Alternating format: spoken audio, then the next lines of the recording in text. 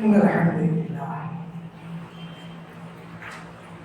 نحمده ونستعينه ونستغفره ونعوذ بالله من شرور أنفسنا ومن سيئات أعمالنا من يهده الله فلا مضل له ومن يضلل فلا هادي له وأشهد أن لا إله إلا الله وأشهد أن محمدا عبده ورسوله يا أيها الذين آمنوا اتقوا الله حق تقاته ولا تموتن إلا وأنتم مسلمون يا أيها الناس اتقوا ربكم الذي خلقكم من نفس واحدة وخلق منها زوجها وبث منهما رجالا كثيرا ونساء واتقوا الله الذي تساءلون به والأرحام إن الله كان عليكم رقيبا يا أيها الذين آمنوا اتقوا الله وقولوا قولا سديدا يصلح لكم أعمالكم ويغفر لكم ذنوبكم ومن يطع الله ورسوله فقد فاز فوزا عظيما أما بعد فإن خير الحديث كتاب الله وخير الهدي هدي محمد صلى الله عليه وسلم وشر الأمور محدثاتها وكل محدثة بدعة وكل بدعة ضلالة وكل ضلالة في النار.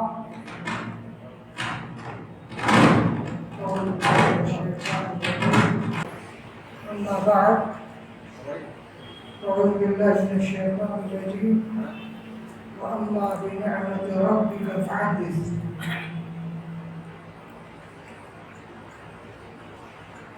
حضرات علماء کرام،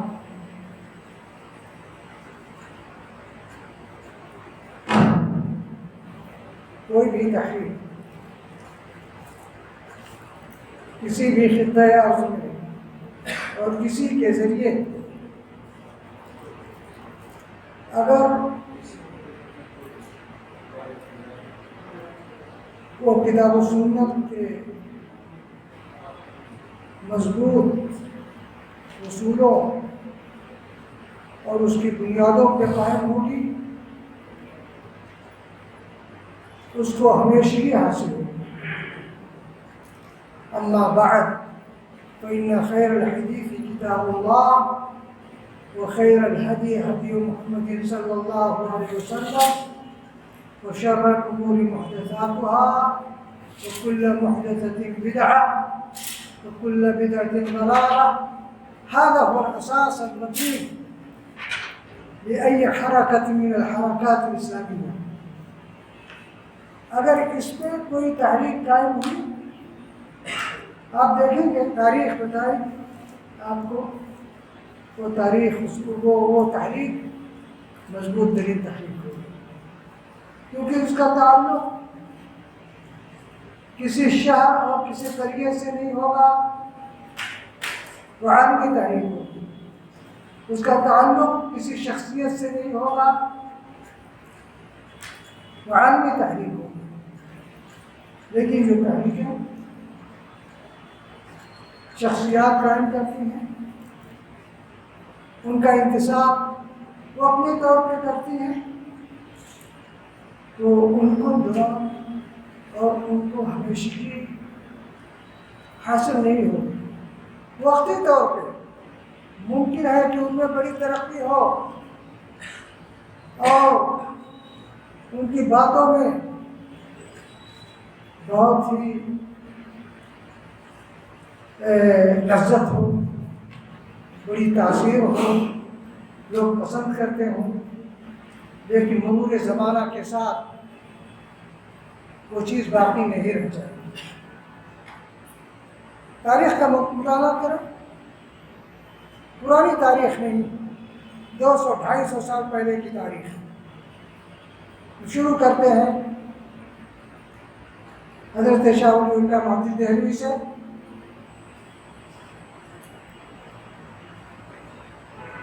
ان کے والد گرامی شاہ عبدالرحیم بر صغیر کے چنیدہ اور منتخب علماء میں سے تھے، اسی لیے اورنگزیب نے جو کمیٹی بنائی فتویٰ عالمگیری کے لیے اس کے وہ ایک اردو تھے، ان کا شہرہ تھا۔ ان کے صاحبزادے احمد بن عبد الرحیم المعروف بولی اللہ الدہلوی المولود 1114 1114 اور وفات ان کی 1176۔ اتنے بڑے خاندان کے اور خود اتنے بڑے عالم ذہین فقیر، لیکن انہوں نے کتاب بخاری کی کتاب طہارت تک پڑھی تھی، صحیح بخاری کی کتاب طہارت تک پڑھی تھی۔ مشکات مکمل ہوئی تھی یا نہیں ہوئی تھی، لیکن اللہ تعالیٰ نے جب ہدایت کے لیے راستہ ہموار کرنا شروع کیا اور شوق علم اور شوق حج نے دامن دل کھینچا اور حجاز تشریف لے گئے حرمین میں، تو وہاں پر انہوں نے حدیث پڑھنا شروع کیا اور لوٹے تو ان کی دنیا بدل گئی تھی۔ اس وقت کی تحریریں، اس میں کوئی شک نہیں، وحدت الوجود، وحدت الشہود، سخت قسم کے مقلد اور یہ تمام چیزیں، کچھ خرافات، کچھ ولایت کے دعوے، کچھ صوفیانہ تصورات، سب چیزیں موجود تھیں ان کے یہاں، اور اس کا شائبہ آخر تک موجود رہا ان کی کتابوں میں۔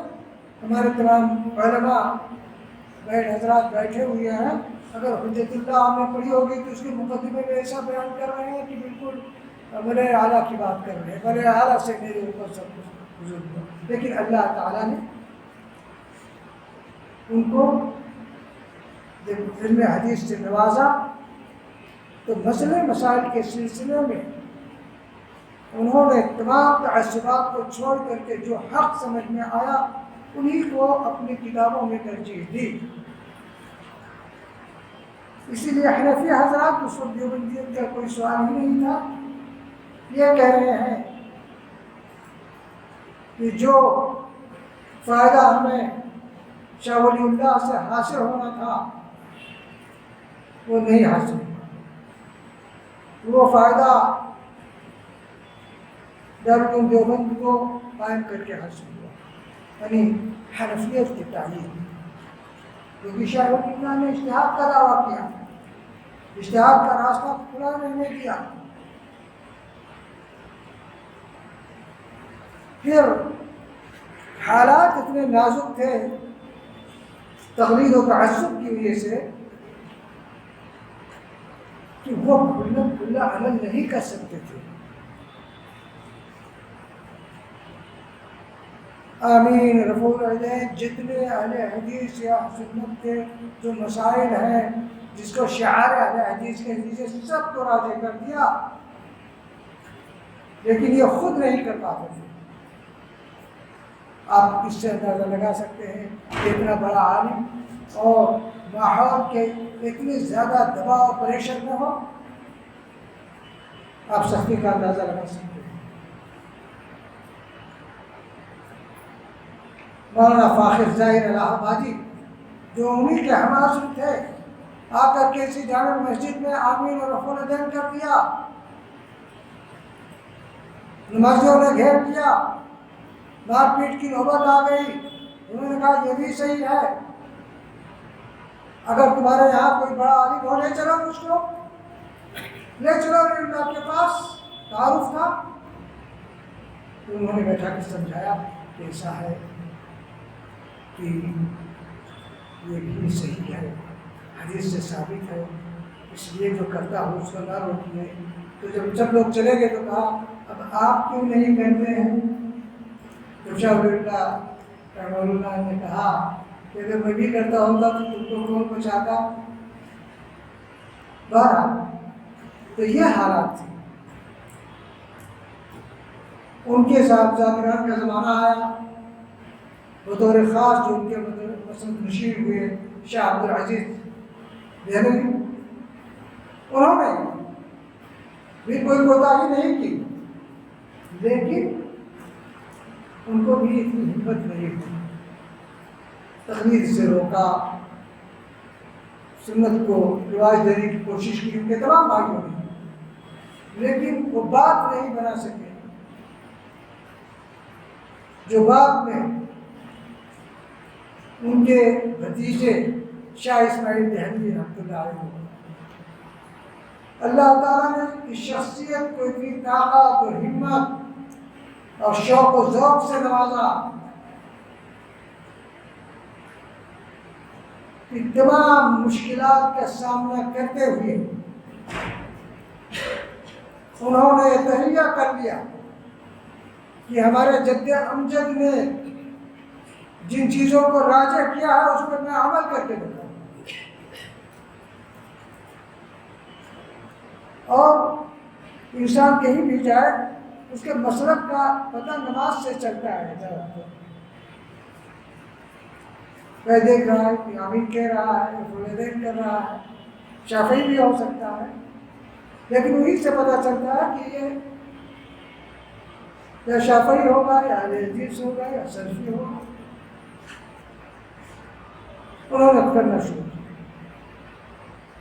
علم میں مضبوط تھے، خاندانی وجاہت تھی،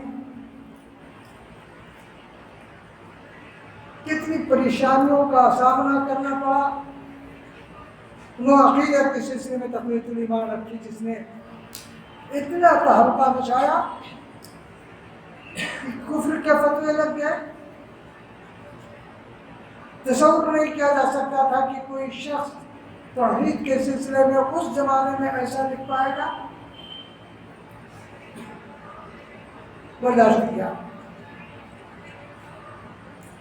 سنت کی ترویج و اشاعت میں انہوں نے رفع الدین پہ کتاب لکھی اور اس میں شرک بدعت کی تدبیر و اشراق باللہ، چھوٹا عربی میں بھی رسالہ لکھا تقویت الایمان، اور اس طرح سے جذبہ جہاد بھی انہیں پیدا ہوا۔ ان کے مرشد سید احمد بن عرفان بریلوی، وہ بریلوی نہیں احمد رضا، اور پھر تحریک سیدین، تحریک شہیدین کا بول بالا ہوا۔ کچھ کمزور یا کوتاہ نگاہ یہ کہتے ہیں کہ اس تحریک کا فائدہ کیا ہوا؟ آپ پورے بر صغیر میں چلے جائیں، اسی تحریک کے پروردہ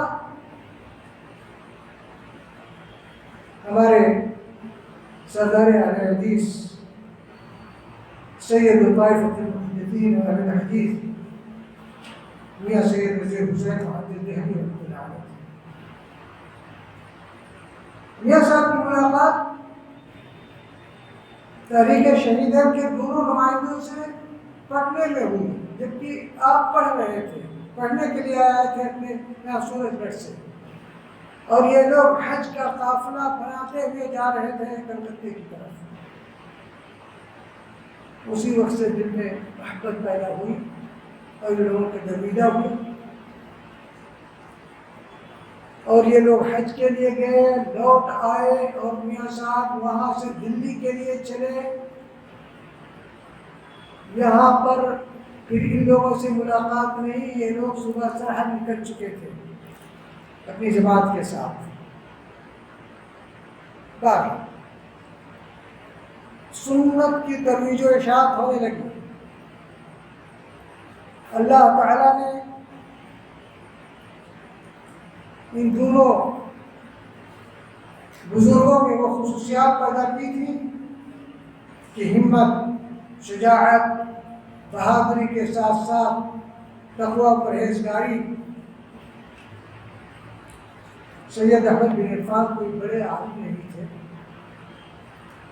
متقی تھے، پرہیزگار تھے، اسلام کی اہمیت کا جذبہ تھا،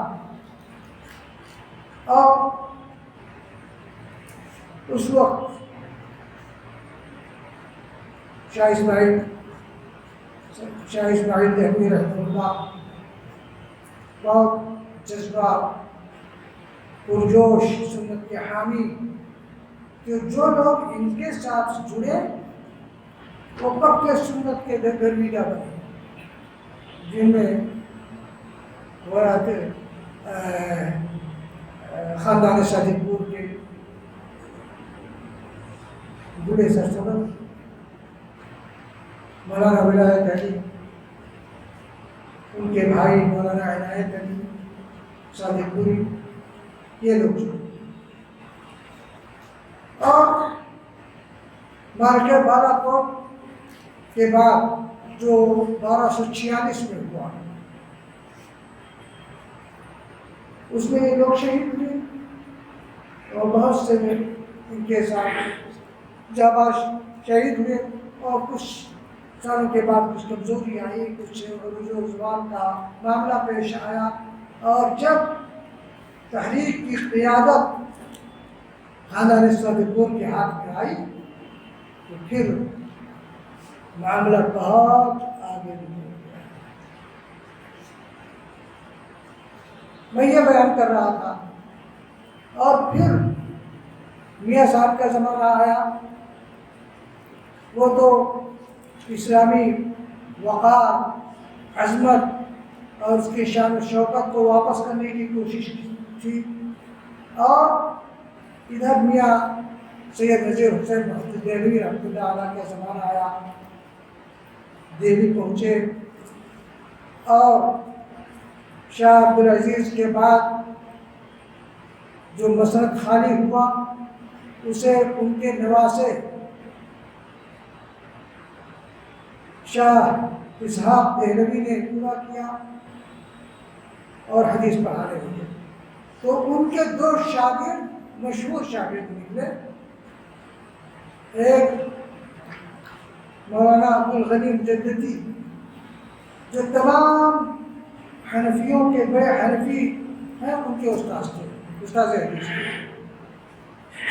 جس میں مولانا محمد قاسم نانوتوی، رشید احمد گنگوہی، اشرف علی تھانوی اور جو لوگ بھی کچھ ماستر ہو سکتے ہیں وہ سب کے استاذ حدیث ہیں، اور دوسرے شاگرد میاں سید نذیر حسین محمد دہلوی رحمۃ اللہ،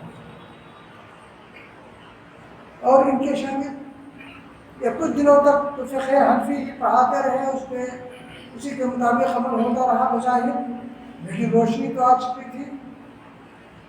پھر اللہ تعالیٰ نے دل کھولا اور کھلم کھلا بات ہونے لگی، جو حدیث پڑھتے اس پہ خود عمل کرتے، اتنے طلبہ عمل کرنے لگے۔ اب یہ آپ کی طرح پورے بر صغیر میں خبر پہنچ گئی کہ ایک شخص دلی میں حدیث پڑھتا ہے اور اس میں عمل بھی کرتا ہے۔ بہت تعجب کی بات تھی کہ بھائی عمل کے لیے تو فقہ کی کتابیں ہیں، اور حدیث کی سماعت اور اس کے قرأت تو تبرک کے لیے ہے۔ کہا جاتا ہے کہ رامپور میں ایک حکیم صاحب تھے، ان کے پاس موقع امام مالک کا ایک نسخہ تھا، اس لیے نہیں کیونکہ موطا کی حدیثیں صحیح ہیں، بخاری مسلم میں تمام حدیثیں آ گئی ہیں، اس لیے کتب ستہ میں اس کا شمار نہیں ہوتا ہے، اور سب سے پہلے وہ یہ بخاری مسلم کا اس وقت کوئی وجود نہیں تھا، تو وہ پڑھنے پڑھانے کے لیے نہیں، حکیم صاحب اپنا نسخہ دیتے تھے، جب عورت زچگی کی حالت میں ہوتی تھی اور ولادت میں مشکل پیدا ہو جاتی تھی تو وہ اپنا نسخہ دے دیتے اور کہتے تھے لے جاؤ اس کے سر پہ رکھ دینا تو بچہ جلدی پیدا ہو جائے۔ یہ حالت تھی۔ میاں صاحب نے پریشانیاں اٹھائیں، قسم قسم کے اعتراضات، قسم قسم کی پریشانیاں، قسم قسم کی ریشہ درانیاں، گالی گلوچ، لیکن علمی طور پہ اتنے مضبوط ہو گئے تھے کہ کسی بھی مسلک کا آتا تھا تو اس کو اسی کے مسلک میں جواب دیتے تھے، بتا دیتے تھے کہ صحیح ہمارے یہاں یہ ہے لیکن تمہارے مسلک میں ہے جواب تم اپنا دیکھو کیا کرو گے کیا نہیں کرو گے۔ جب یہ خبر پہنچی تو آپ جانتے ہیں جو پورے بر صغیر سے سمٹ کر کے جن کو اللہ تعالیٰ نے جن کی قسمت میں ہدایت لکھ دی تھی وہ آنے لگے تھے اور لوٹنے لگے اپنے شعروں کو پڑھ کر کے۔ 2-4 مہینہ 2-4 سال یہ لوگ رہے، یہ لوٹنے لگے، جھگڑے ہونے لگے، مسجدوں سے نکالے جانے لگے، مسجدوں کو دھلا جانے لگا، آمین و رسول دین کی وجہ سے مقدمے قائم ہونے لگے، تمام بڑے شہروں میں ان لوگوں کے خلاف مقدمے لگائے گئے۔ خلاصہ یہ رہا کیا مقدمہ کہ یہ لوگ امام کو نہیں مانتے ہیں، یہ لوگ نبی صلی اللہ علیہ وسلم پہ درود نہیں پڑھتے ہیں، لیکن وہ زمانہ اتنے تعصب کا نہیں تھا۔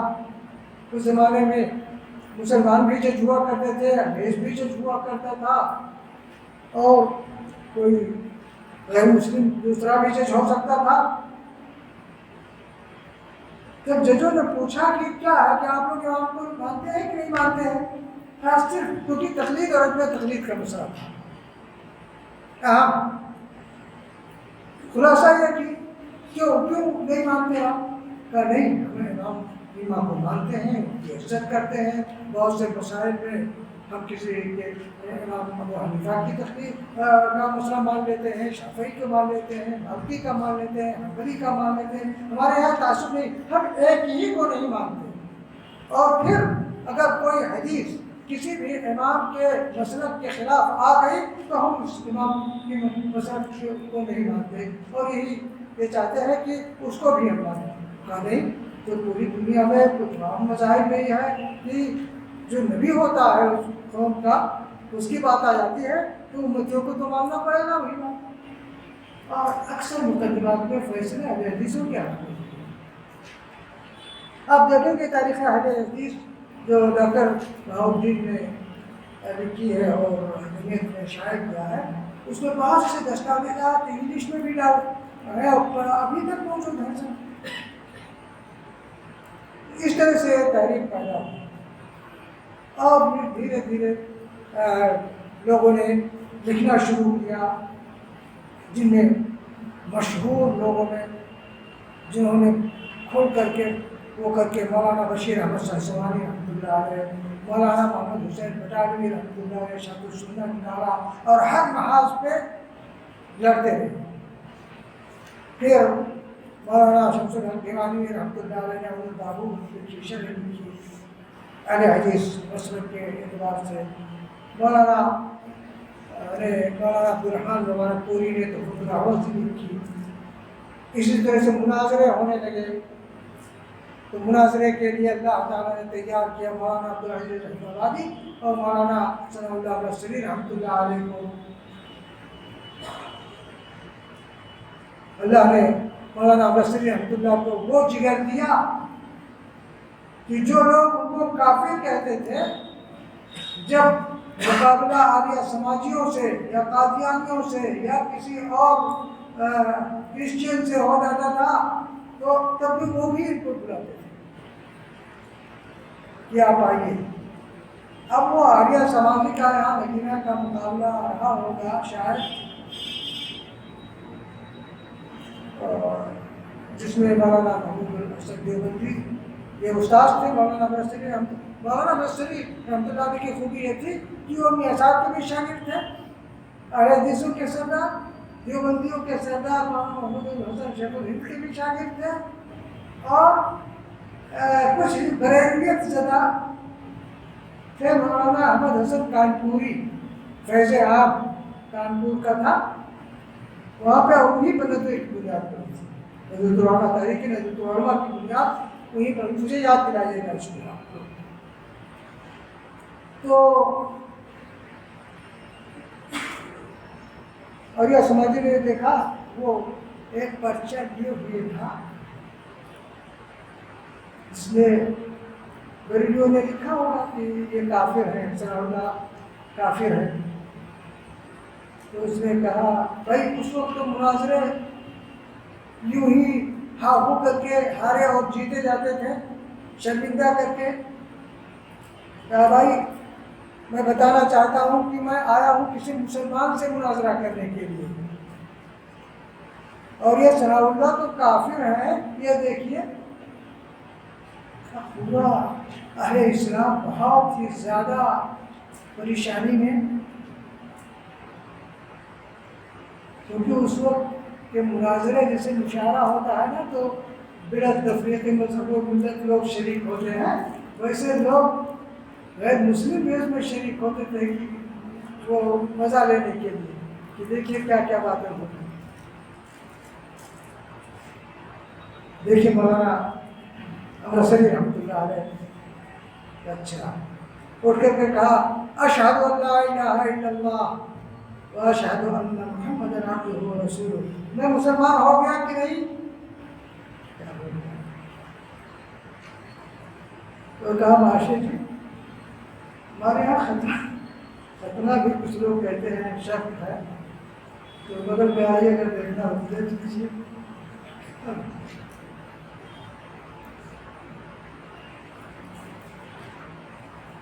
مناظرہ نگینہ میں 14 آدمی مسلمان آگے سماج.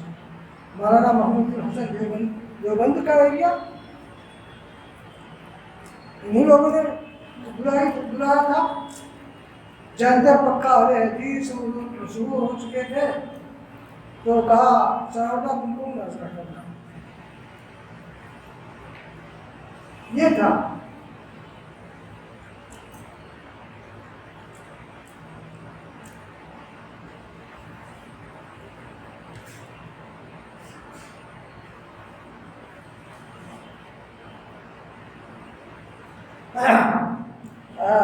تعداد کتنی بھی کم تھی ہمارے علماء کی، لیکن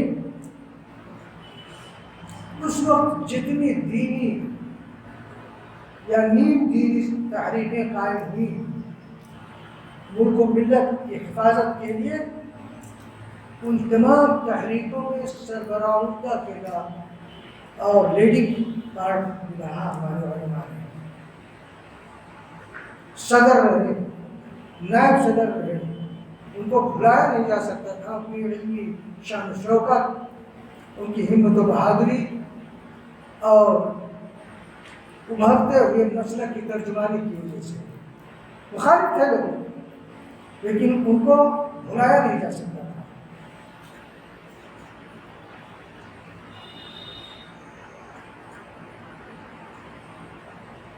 جی بات آئی تھی تحریک ندوۃ العلماء.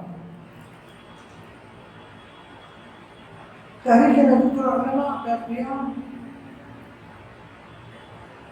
1310 مطابق 1892 تقریباً. مولانا گئے تھے منطق و فلسفہ پڑھنے کے لیے اپنے استاد احمد حسن کانپوری سے. ان میں تھوڑا سا بدعت کا زیادہ ہوتا، اور وہیں پر میٹنگ ہوئی، پہلی میٹنگ، جس میں 11 سربراہ لوگ موجود تھے، اور مولانا اسی وقت فارغ ہو رہے تھے. تقریباً 24 سال کی عمر تھی، اور اس کے ان 11 بنیادی ممبروں میں ایک تھے. مولانا سید سلیمان ندوی رحمہ اللہ نے جو اس میٹنگ کی داستان یا عہدہ لکھی ہے،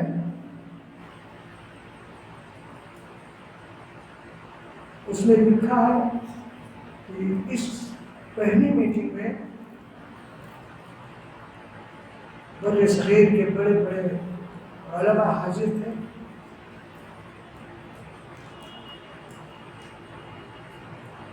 جو اپنی بزرگی اپنے علم کی وجہ سے بہت مشہور تھے، اور کچھ نئے نوجوان بھی تھے جو بعد میں ہندوستان کے افق پر آفتاب و ماہتاب بن کر چلے.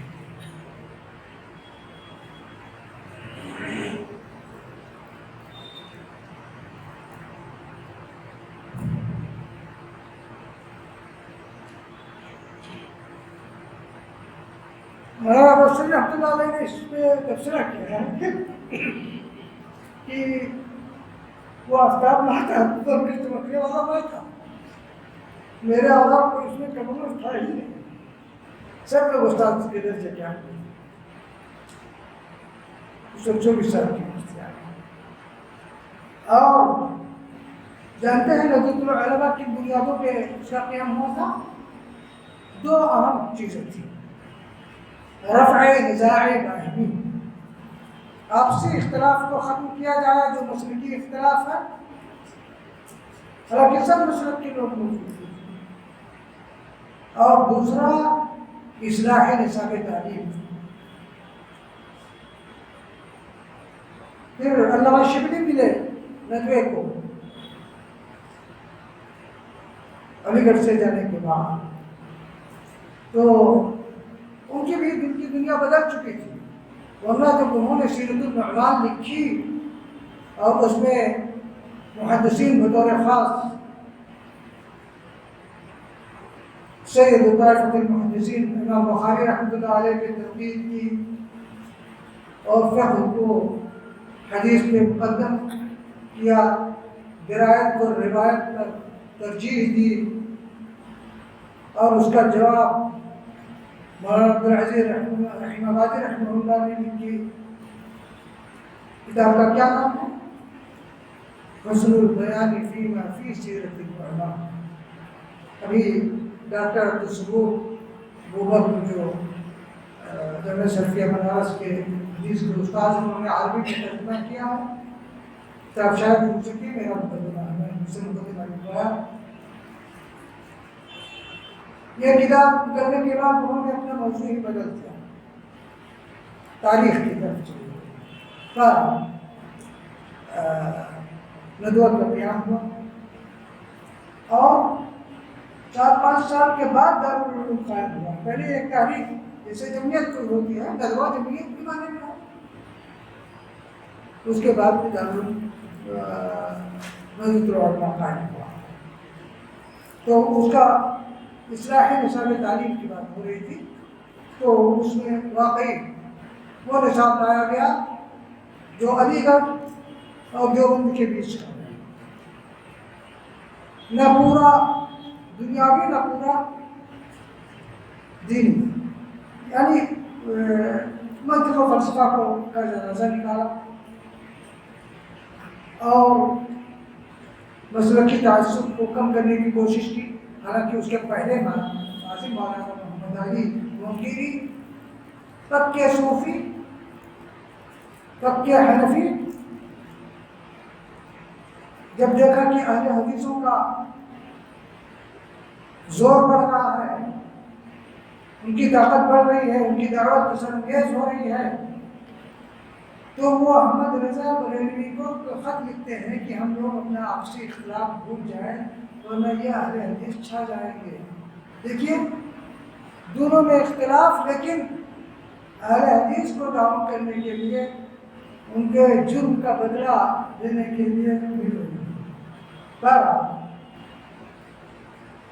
اس لیے آپ دیکھیں گے مولانا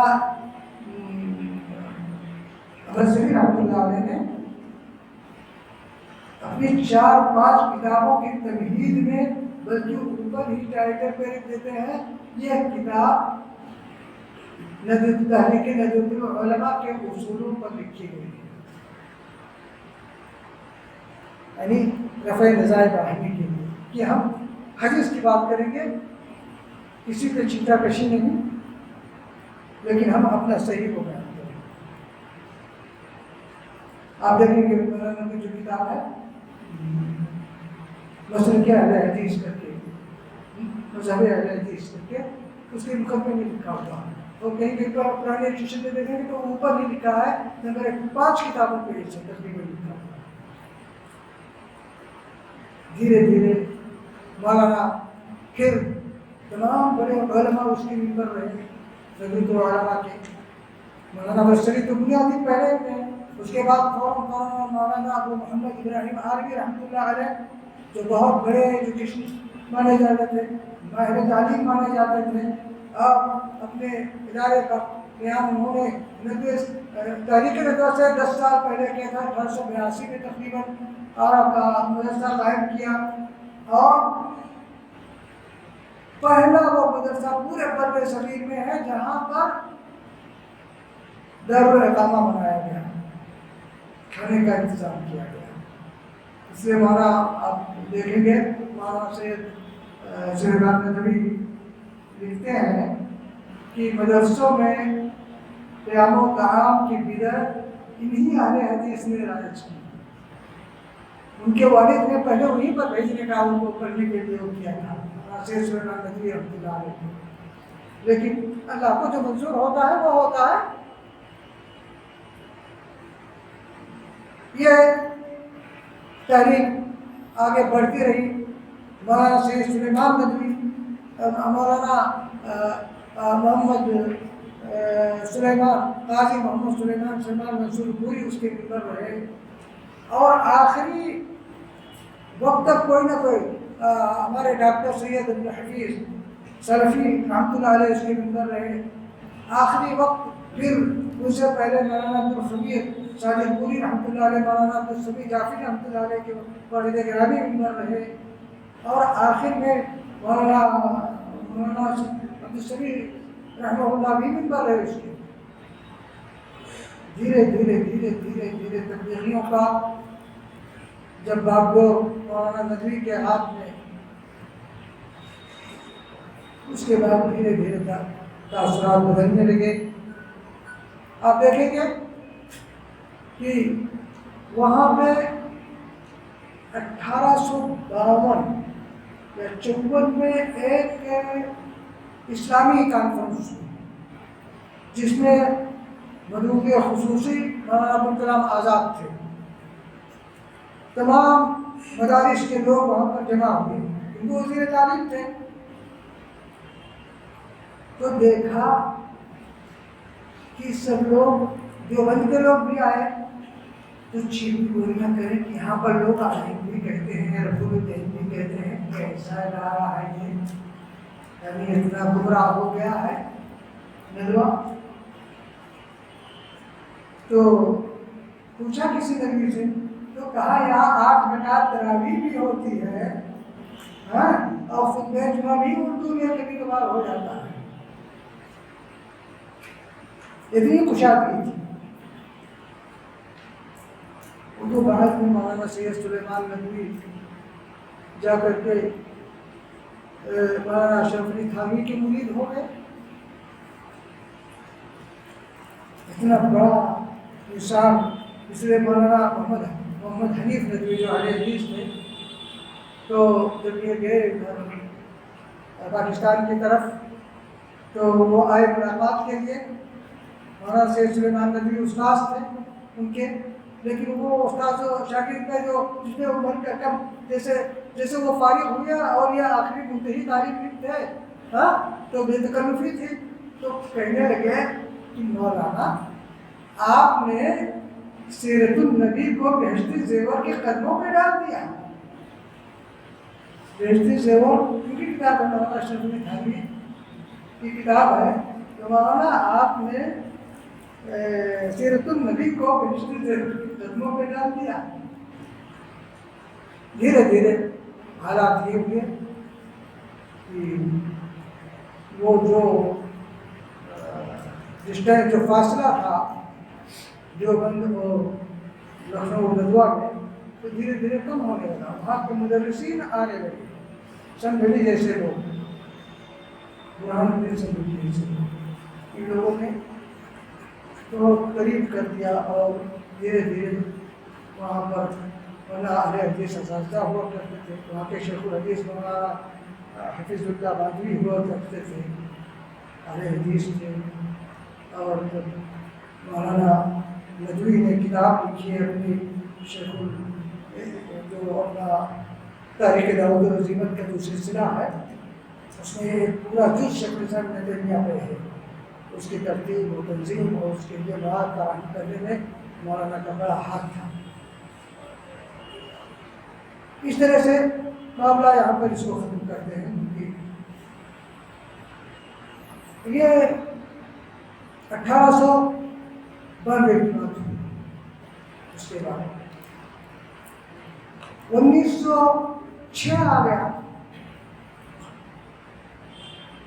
ارے حدیث جیسے کہ میں نے کہا کہ اپنی کم تعداد کے باوجود ملک ملت میں قائم ہونے والی جدید تحریکیں تھیں، اس میں ان کا پائیدار کردار رہا ہے، لیکن خود اپنے آپ کو منظم کرنے کے لیے انہوں نے آل انڈیا حدیث کانفرنس کے نام سے اپنی تنظیم بنائی 1906، جس کے پہلے صدر کون تھے؟ مولانا حافظ عبداللہ غازی پوری رحمۃ اللہ علیہ، جو میاں صاحب کے عزیز ترین شاگرد اور میاں صاحب کے حلقے درس کے بعد جن کا حلقے درس سب سے زیادہ وسیع تھا، بزرگ سیدھے سادھے آدمی، ایچ پیچ کچھ نہیں، کہتے ہیں سب بہت چھوٹا تھا، اتنے سیدھے کہ وہ مفتش آیا، انسپیکٹر آیا تفتیش کے لیے، وہ منطق کے ماہر تھے، ان کی کتاب بھی ہے، وہ منطق ہم لوگوں نے پڑھی ہے، پتہ نہیں، تو طلبہ نے کہا کہ مولانا آپ ہماری جگہ پہ بیٹھ جائیں، ہم وہاں بیٹھے، تو جب پوچھے گا تو آپ بتا دیجیے گا۔ کوئی سوال پوچھا تو طالب علم ان کی جگہ پہ بیٹھے، اتنے سیدھے لوگ تھے، تو وہ کہتا عبداللہ بتاؤ، تو انہوں نے بتا دیا جو وہ بھی نہیں جانتا تھا۔ یہ ہمارے استاد گرامی مولانا عبدالسلام احمدی رحمۃ اللہ علیہ، جو ناظم اعلیٰ بھی یہاں کے چکے ہیں، مسجد نیت کے، وہ بیان کرتے ہیں ان کی بہت سی، اور اتنے بڑے بڑے عالم بہت سیدھے تھے۔ ایک مولانا عبدالرحمن بجوانی تھے، تقریباً میاں صاحب کے شاگردوں میں سے ادھر اس وقت سدھارتھ نگر کے ایریا کے اتنے سیدھے تھے کہ وہ مسجد میں پڑھا رہے تھے، جب دو لڑکے جھگڑا کرنے لگے، تب یہ نہیں کہ ان کو روکے ڈانٹے کا ہے بھائی ذرا دور نہ محبوبہ معلوم کر لگے ورنہ چوٹ لگ جائے گی، ایسے ایسے، لیکن علم کے ماہر۔ دیکھیے اتنی بڑی جمعیت اور اہم جمعیت بن رہی ہے اور ان کو صدر بنایا جا رہا ہے، کچھ تو ہوگا جس میں اس وقت کے تمام بڑے لوگ موجود تھے، مولانا عظیم آبادی، مولانا عبدالعزیز رحیم آبادی، مولانا امر سری، اور ادھر مولانا میر سیال کوٹی، اور 3 آدمیوں کا انتخاب ہوا کہ اس کے تعارف کے لیے پورے ہندوستان میں دورہ کریں۔ کون تھے اس کے لیے؟ مولانا عبدالعزیز رحیم آبادی رحمۃ اللہ علیہ، مولانا امر سری رحمۃ اللہ علیہ، اور مولانا ابراہیم سیال کوٹی۔ ان لوگوں نے اس وقت جی ہاں یہ 3 آدمیوں کے دورہ، ہاں مولانا امر سری پہلے نام ان کا لکھا، مولانا عبدالعزیز رحیم آبادی رحمہ اللہ، کیونکہ یہ بڑے تھے، اللہ نے بہت ہی زیادہ متانت و سنجیدگی، علم، ہنر، شجاعت و بہادری سے نوازا تھا آپ کو، اور امیر خاندان کے ساتھ والے تھے، اور ان لوگوں نے اس وقت دورے کیے۔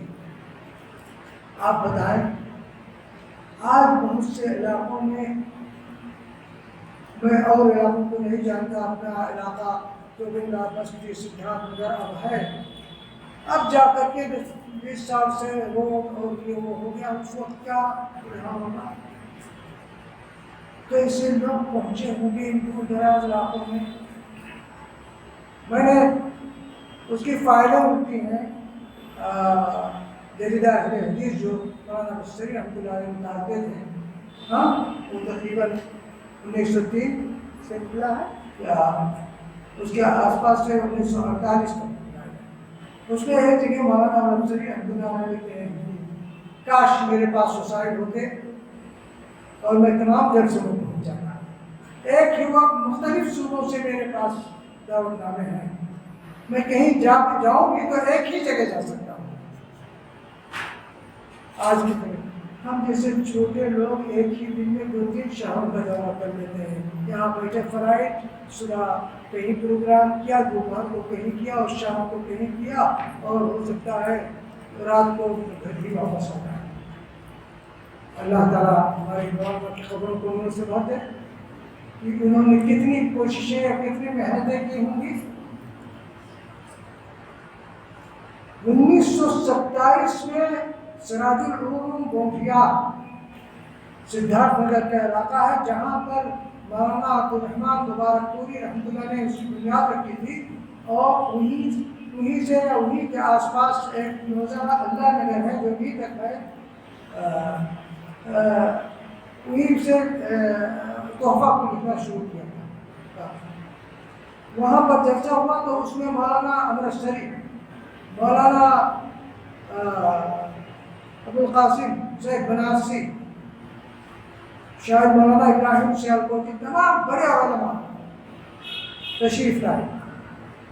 اب بتائیے ایک برہنی جھنڈے نگر ہوتا ہے جہاں پہ مولانا جو لوگ سرحمانی جس کی طرف منسوب ہوتے ہیں، وہاں سے تقریباً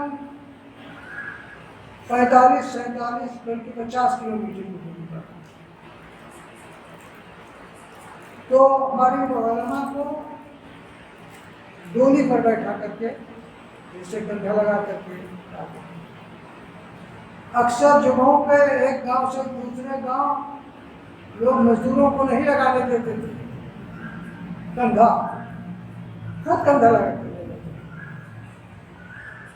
مولانا عبدالرؤف رحمۃ اللہ علیہ، عبدالرؤف رحمانی رحمۃ اللہ علیہ بڑے جن کو خطیب الاسلام بھی کہا گیا، خطیب الہند بھی، شیخ الحدیث مولانا عبید اللہ رحمانی جو ان کے استاد ہوا کرتے تھے، خطاب دیا۔ وہ ایک جگہ تقریر کر رہے تھے جو مولانا عبدالقدوس نذیر جو ریاض میں شیخ رسول اللہ وغیرہ کے ساتھیوں میں سے تھے، بھی موجود ہے، بیمار ہے، اللہ ان کو شفا دے، دعا فرمائیں۔ وہ تقریر کر رہے تھے، کہتے تھے کہ جہاں جہاں وہ لوگ رکے تھے کھانا کھانے کے لیے یا آرام کرنے کے لیے، وہ تمام کا آواز آ حدیث ہے۔ اور یہ شعر پڑھتے تھے، پتہ دیتی ہے خوشبو نقش پا کی ابھی اس راہ سے گزرا ہے، پتہ دیتی ہے خوشبو نقش پا کی ابھی اس راہ سے گزرا ہے۔ تو یہ اس وقت کتنی پریشانیوں کا دور رہا ہوگا۔ جماعت قائم ہوئی، اس کی بنیادیں کیا؟ کتاب و سنت، کسی کے نام کی نہیں، کسی ایک آدمی کا کوئی وہ نہیں کہ یہی فتویٰ دیں گے تو مانا جائے گا، نہیں، کوئی بھی کتاب و سنت کے مطابق فتوے کا رجحان بدلا، ورنہ یہ کیا فرماتے ہیں ہمارے دن مفتیان شرع متین، یہ ہوتا تھا، نئی کتاب یا کتاب و سنت میں آپ دلیل کے ساتھ جواب دیں۔ تعلیم و تدریس کا طریقہ بدلا، افتاء کا طریقہ بدلا، خطاب اور تقریر کا طریقہ بدلا، سب کچھ دھیرے دھیرے بدلا۔ مولانا امرتسری کہتے ہیں جب میں نے اپنا مولانا وہ صدر بنایا گیا اور سب سے پہلے ناظم عالم کون ہوئے؟ مولانا امرتسری رحمۃ اللہ علیہ۔ دیکھیے ایک ادھر غازی پور کے رہنے والے، یہ اصل میں مئو کے رہنے والے تھے، غازی پور میں رہے اس لیے اس کی طرف انتساب ہوا، اور 2000-3000 کلومیٹر کی دور پہ امرتسر کے رہنے والے۔ اس سے پتہ لگتا ہے کہ جماعت اور علماء کی کتنی وسعت ہو گئی تھی، چپے چپے میں لوگ موجود تھے، ہندوستان کے تمام صوبوں میں علم کی روشنی پہنچ گئی تھی، کتاب و سنت کی روشنی پہنچ گئی تھی، فضائیں اتریز ہو رہی تھی۔ یہ اللہ کا کرم ہے۔ بہرحال یہ تو ہوا، اب آگے اگر آپ پڑھیں گے تو علماء کا قیام کرنے آ رہا ہے، 1919 میں اس وقت حالات یہ تھے کہ لوگوں میں اتحاد کی ضرورت تھی.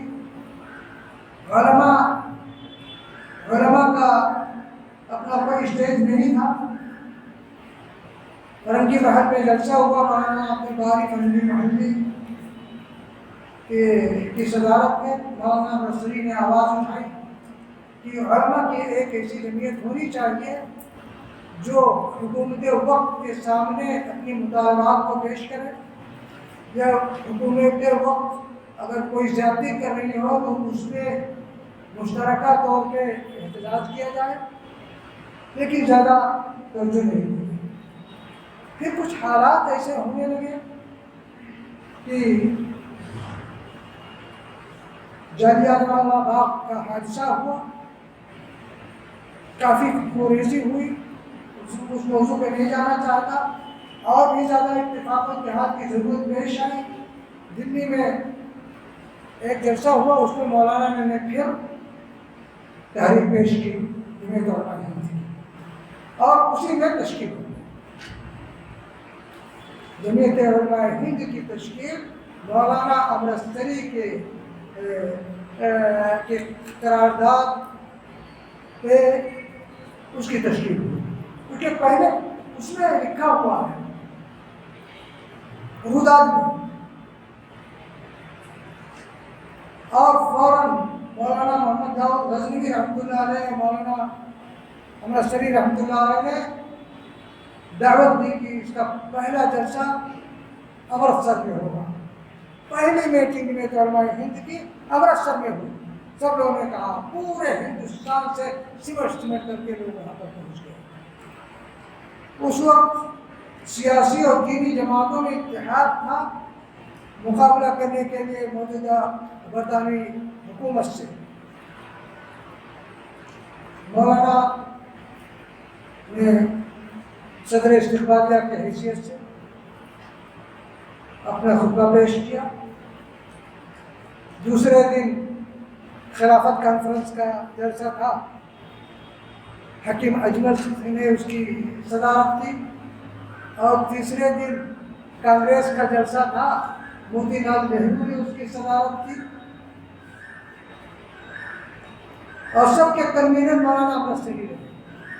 یہ لوگ نہیں لکھتے ہیں، نہیں بتاتے ہیں، یہ کہتے ہیں امرتسر میں ہوا، کس نے کیا کروایا، نہیں بتاتے ہیں.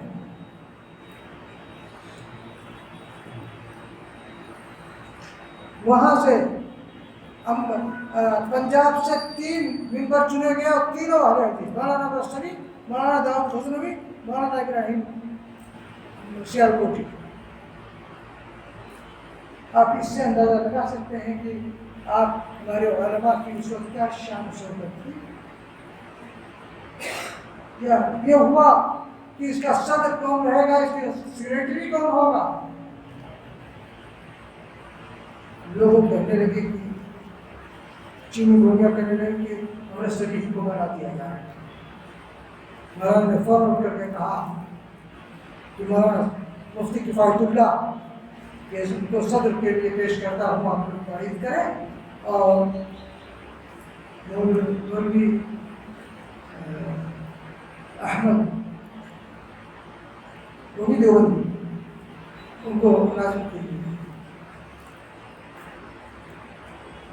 اور تشکیل ہوگی. ہمیشہ سے صدر ان کا اور نائب صدر کا. جب ملک آزاد ہوا ہے، آزادی سے پہلے تک مولانا حسین احمد مدنی اس کے صدر تھے اور مولانا داؤد غزنوی رحمۃ اللہ نائب صدر تھے. کسی میٹنگ میں جب تک پہنچ نہیں جاتے تھے، ان کو دور سے آنا رہتا تھا، تب تک میٹنگ نہیں شروع ہوتی تھی. جب ملک تقسیم ہو گیا تو مولانا ابراہیم، مولانا عبدالوہاب آرمی رحمۃ اللہ علیہ جو جمعیت اہل حدیث ہند کے صدر تھے اور اس کے نائب صدر تھے. جب مولانا حسین احمد مدنی کا 1956 میں انتقال ہوتا ہے اور مولانا نائب صدر تھے، قائم مقام صدر بنے. اور اسی چارپائی پہ جس پہ مسجد عبد النبی میں اسی چارپائی پہ جس پہ مولانا حسین احمد بیٹھتے تھے، ان کے مریدین آ کر کے چاروں طرف بیٹھتے تھے، وہیں سے مولانا جا کر کے وہاں بیٹھتے تھے اور مریدین آ کر کے بیٹھتے تھے، نماز کا وقت ہو جاتا تھا، جا کر کے امامت کرتے تھے اور سب ان کے پیچھے نماز پڑھتے تھے۔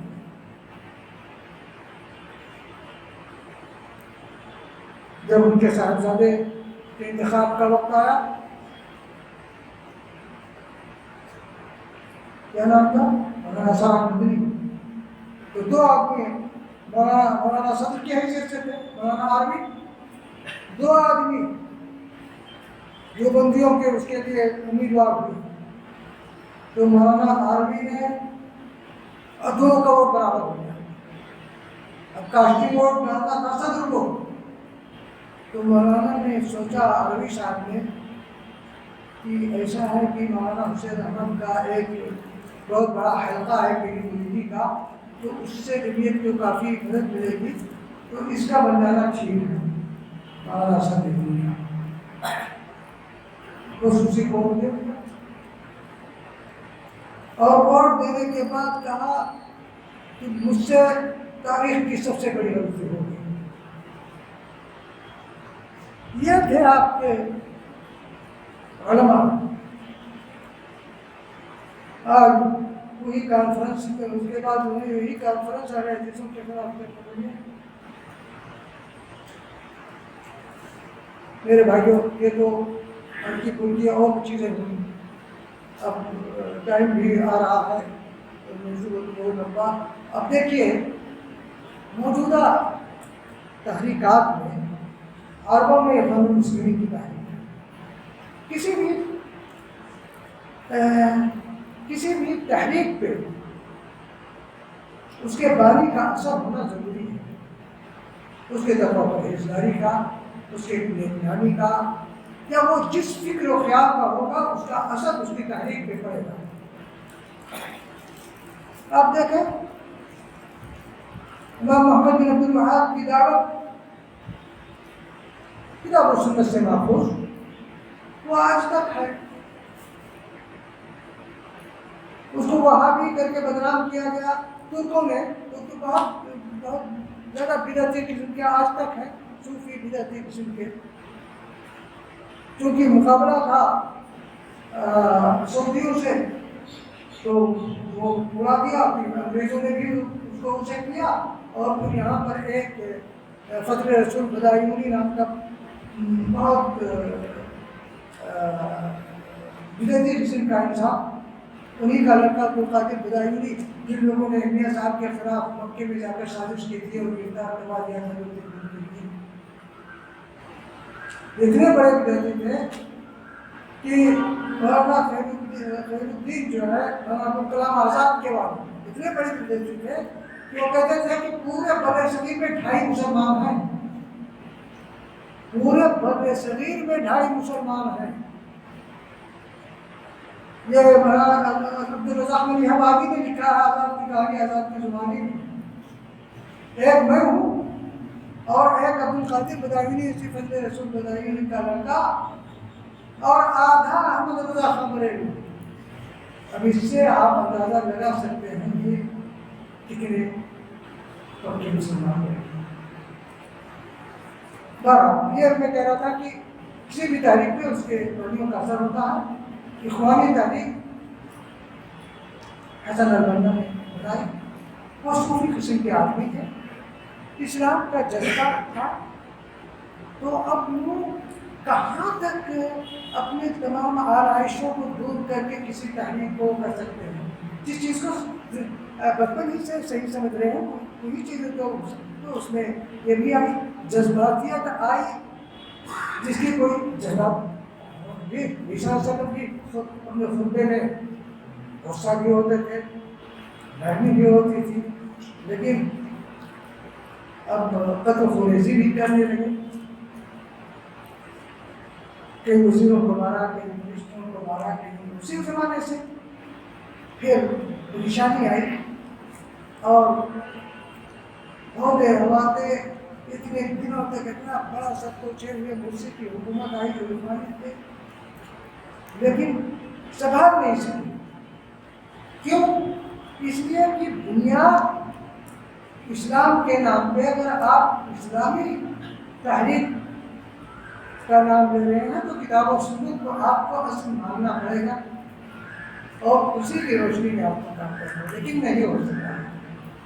آپ دیکھ رہے ہیں تمام ویسے ملک ہے جن لوگوں نے ان کو پناہ دی تھی، جب مصری حکومتوں نے ان کو مارنا قتل کرنا شروع کیا، بھاگ کر کے جا کر کے اپنا مزے ہوئے تھے، انہیں حکومتوں کے خلاف آج وہ رشوت خوری کر رہے ہیں. ابھی ہفتہ پہلے اردن میں بھی، اردن ایک ایسا ملک جہاں پر بادشاہت ہے، لیکن ان لوگوں نے ہمیشہ جیسے سیریا میں جتنے فسادات کیے، جتنے علماء بھاگے نکلے بارہ ہے، کسی کو بتایا نہیں. شیخ البانی جیسے آدمی بھی نہیں پڑھ رہے، لیکن ابھی ہفتہ پہلے اعلان کر دیا کہ اس کو ہم معلوم کرتے ہیں جناب کو، آئینے قرار دیتے ہیں. کیوں؟ دیکھا کہ کسی گھر میں وہ اسلحہ بنا رہے ہیں، فیکٹری قائم کی ہوئی ہے. سعودی عربیہ نے تنگ آ کے کیا. تو یہ مختصر اخوانیوں کے بارے میں، کیونکہ جب آپ یہ کہنے لگیں گے کسی کو کہ اس صدی کا سب سے بڑا مجدد وہی ہے، تو یہی حالت ہوگی. میرا ایک سوال ہے.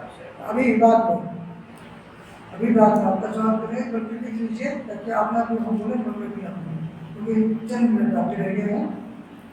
یہ اخوانیوں کی بات ہوئی. جماعت اسلامی کا مسئلہ یہاں رہا. جماعت اسلامی جو قائم ہوئی 1942 میں، یہ حضرت بندہ کی جماعت جو قائم ہوئی 1928 میں اور 1942 میں. تو اصل میں اسلام کی تشکیل و نو کرنا چاہتے تھے. یہ علامہ اقبال کا ایک منشا، ان کا ایک مقصد تھا کہ the new construction of Islamic thought, فکر اسلامی کی تشکیل جدید. اس کے لیے دیکھا کہ مولانا مودودی مضامین وغیرہ ٹھیک ٹھاک دکھ رہے ہیں اور ان کو اچھا لگا. انہوں نے کہا کہ تم چلے آؤ حیدرآباد سے یہاں لاہور چلے آؤ. بہرحال یہ ہجرت کر کے گئے اور کسی مضمون کو میں وہ کرنا تھا، اسلام کی تشکیل جدید، اس کا نئے انداز سے پیش کیا جائے اسلام کو. لیکن ان کے پہنچنے کے کچھ ہی ماہ کے بعد علامہ اقبال کا انتقال ہو گیا. لیکن یہ اپنا چلتے رہے. تو انہوں نے جب میٹنگ بلائی تو پورے بر صغیر کے تمام عالم علماء کو بلایا، جیسے علیہ حدیثوں میں مولانا اسماعیل گجران والا، مولانا محمد حنیف بھوجیانی، اور اس طرح سے بہت سے لوگ مل کے ادھر سے ادھر ہی سے صوفی نذیر احمد کاشمیری ایک وقت سے ہم لوگوں نے دیکھا ہے ان کو، اور ادھر سے مولانا میاں ندوی وغیرہ سب لوگ پہلی میٹنگ میں شریک ہوئے. مولانا عبدالغفار رحمانی یہاں کے جو ہم لوگوں کے استاذوں کے استاد رہے ہیں اور ہم لوگوں کو بھی پڑھایا، ہم لوگوں کے بعد بھی لوگوں کو پڑھایا، یہ سب لوگ شریک ہوئے. یہ کہ یہ نہیں تھا کہ وہ کوئی ایک ایسی جماعت کریں گے کہ وہ یہ کہ لوگوں میں ہمت و جوش و جذبہ بڑھایا جائے کہ اسلام کی طرف لوٹیں اس ملک میں. لیکن وہاں پر دھیرے دھیرے جب بنی سب لوگ الگ ہو گئے اور وہ اپنا دھیرے دھیرے دھیرے دھیرے جو حالات ہوئے اور جذباتیت کی باتیں ہونے لگی اور ہر مسئلے میں لکھنے لگے. انہوں نے ربا پر لکھا، سود پہ بہت اچھی تحریر ہے، مغربی تہذیب کی خامیوں پر کی تحریریں بڑی اچھی ہیں. اب لیکن آپ فتویٰ بھی جب دینے لگے تو ضروری ہے کہ آپ قرآن کی آیت سے ٹکرا جائیں گے، کبھی حدیث سے ٹکرا جائیں گے۔ آپ جانتے ہیں امت اسلامی کے بنیادی مسائل میں سے کیا ہے؟ ایک امامت، قیادت، پہلی چیز یہ نسلوں کا مسئلہ ہے، یعنی انہیں کے جواب میں۔ دوسرے حکومت رعیہ کا قیام، اور تیسری اس کے لیے ٹریننگ۔ تو یہ لکھ دیا کہ یہ عبادات، روزہ، نماز، حج اور زکوٰۃ یہ گویا کی ٹریننگ ہے کہ ہم اسلامی حکومت قائم کریں۔ یعنی الٹا کر دیا۔ اللہ تعالیٰ کیا فرما رہا ہے قرآن مجید میں؟ الذین مکناہم فی الارض اقاموا الصلاۃ وآتوا الزکاۃ وامروا بالمعروف ونہوا عن المنکر وللہ عاقبۃ الامور۔ اللہ تو یہ کہہ رہا ہے کہ ہم حکومت جب قائم کروا دیتے ہیں اپنے بندوں کو تو وہ کیا کرتے ہیں؟ وہ نماز کرتے ہیں، زکوٰۃ دیتے ہیں اور امر بالمعروف و نہی عن المنکر کرتے ہیں، اور یہ کہتے ہیں یہ سب اس لیے کیا جاتا ہے کہ حکومت قائم ہو۔ الٹا ہوا یا نہیں ہوا؟ اب اسی بنیاد پہ صوفی نذیر احمد کاشمیری کہتے ہیں ہم بھی جا رہے تھے اور جب وہ نام مجھ کو ملا تو میں نے لیٹر لکھ کر کے کیا کر کے اس میں بکس جو ہوتا تھا پہلے تو شاید نہیں ہوتا ہے وہ اس میں ڈال دیا پوسٹ آفس میں، اور آ کر کے سو گیا۔ بندے خان میں دیکھا کہ جرمنی کی جنگلوں میں یہ مدار جو ہوتا ہے جو بہت کڑوا چوہڑ جس کو کہہ لیجیے، اس کا دودھ نکال کر کے اور شیشے میں رکھ کر کے اصلی دودھ کے نام پر بیچا جا رہا ہے۔ کہا میں نے خواب میں دیکھا، بہت بزرگ آدمی تھے، کسی کو ڈرتے نہیں تھے۔ صوفی نذیر احمد بات بھاری، ارے گورنر کو خط لکھا، ہم لوگوں نے جا کر کے آپ نے لکھا، جو میں سوچا کہ زمانے میں تو بہرحال تو انہوں نے جا کر کے کہا کہ میں نے کہا کہ تو غلط ہوا، تو میں نے بھیج دیا۔ تو وہ کہا کہ یہ شاید وہی فلسفہ جو ہیگل کا فلسفہ ہے، اسی فلسفے کو اسلامی رنگ میں پیش کرنے کی کوشش کریں گے۔ تو یہ جا کر کے کھڑے رہے پوسٹ آفس کے پاس، تاکہ جب وہ ڈاکیا آئے اپنا وہ نکالنے کے لیے تو کہا نکالا تو میں نے اپنا خط لے لیا، اس کو بھاگ کر دے دیا۔ تو جو چیزیں مکمل طور پہ کتاب و سنت سے محفوظ نہیں رہیں گی، ورنہ آپ کو کیا بھائی کوئی بھی کام کرے، کسی بھی انداز سے کام کرے، اگر وہ مثبت کام کر رہا ہے تو ہمیں سب کی تعریف کرنی چاہیے۔ لیکن اگر ہم اسلامی تعریف اس کا نام دے رہے ہیں تو اسلام کے اصولوں پہ اور اس سے تو الگ نہیں ہونا چاہیے۔ ایک چیز یہ ہوگی۔ اسی طرح سے تبلیغی جماعت کا مسئلہ رہا، روزہ نماز کی تبلیغ اور یہ وہ، لیکن ایک ایسی تاریخ بن گئی کہ اور کچھ کرنا ہی نہیں ہے، امر بالمعروف کرنا ہے لیکن نہی منکر کرنا ہی نہیں۔ اب حالات ایسے ہوئے کہ وہ اپنے اسرائیل میں بھی چلے جاتے ہیں، ہم کو بڑے خوش سنا لیکن کوئی کچھ نہیں کہتا۔ جو رپورٹ آئی مغربی ممالک کی کہ اگر اسلام یہی ہے جسے یہ تبلیغی کر رہے ہیں تو ہمیں اسلام اس حساب سے کوئی خبر نہیں کرنے دیجیے۔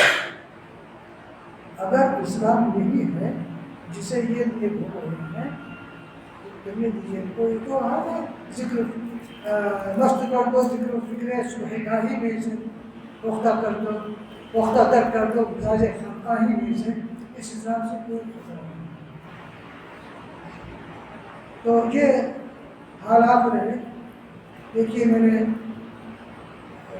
موضوع کا حق بہت ہی ایک پہلے نہیں ادا کیا ہے، اللہ تعالیٰ ہمیں بھی معاف کرے اور ہم کو آپ لوگ بھی معاف کریں گے۔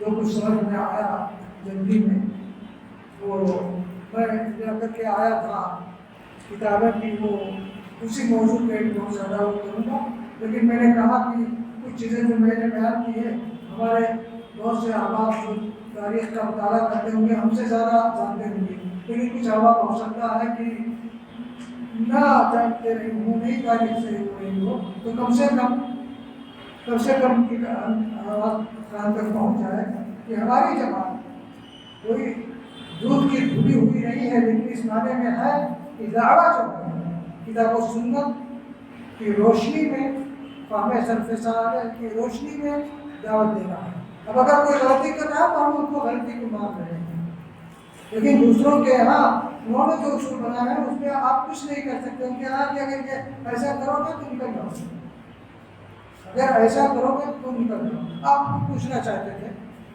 شیخ مطلب میرا یہ سوال تھا، جس سے پہلے جو علماء جیسے دیوبندی مکتب فکر کے علماء ہیں یا اہل حدیث مکتب فکر کے علماء ہیں، تو ان کے آپس میں روابط بھی ہوا کرتے تھے۔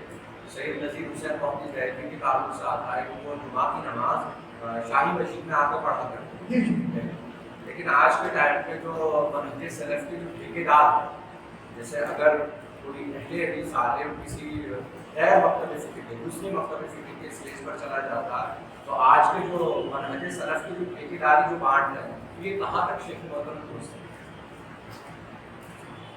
منہج سلف کی ٹھیکیداری کا کیا ہوتا ہے؟ یعنی بہت سارے ایسے علماء ہیں، سلفی علماء ہیں جو یعنی اگر کوئی لائیو اسٹریم میں ہے، ایک دیوبندی مکتب فکر کا عالم ہے، ایک اہل حدیث مکتب فکر کا عالم ہے، تو وہ یہ کہتے ہیں کہ یہ تحریکی شخص ہے، جیسے عبدالعزیز صاحب۔ دیکھیے کوئی سنجیدہ عالم جس کو اللہ تعالیٰ نے داعیانہ جذبہ دیا ہو وہ یہ نہیں کرے گا۔